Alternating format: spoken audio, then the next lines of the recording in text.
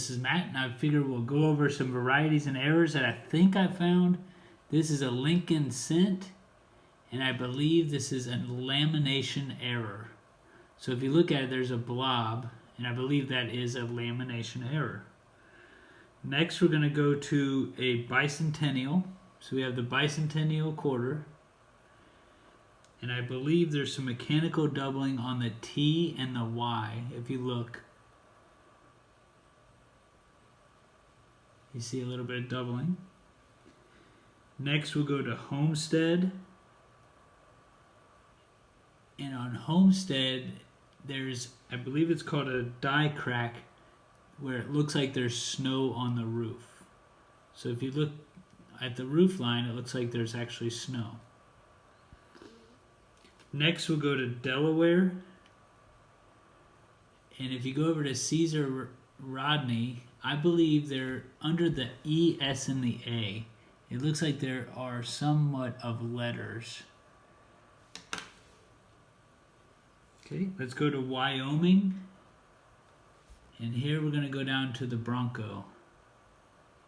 And there's something here. Right here. It's kind of a shadow or some kind of line. Not sure if that's doubling. And then there's another example.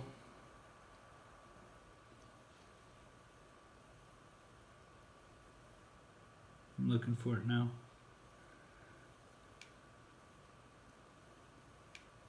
There's the horse. If you look through here, again, I think it's just mechanical, but there's some kind of doubling through that. Okay, next we'll go to 1973 penny. This was just a rare double ring, just very interesting, or double rim. Okay, now we're on a D over D. I believe that's a D over D. On a quarter. And then this would be a D. I don't know if it's an S, but there's something there. So I don't know if that's a D over D or a D over S.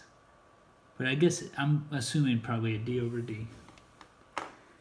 Another thing that I do like to hunt for are Lincoln cents that have no line here. So this means it's a floating roof. So again, you're talking about a Lincoln cent with a floating roof.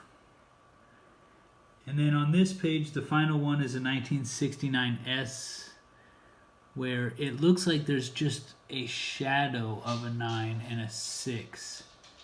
And the S is kind of messed up too. It's like there's a shadow of the S. Before you get too excited, if you go over to Liberty, you know it is not the main 1969 S double die. But still, very interesting 1969 S.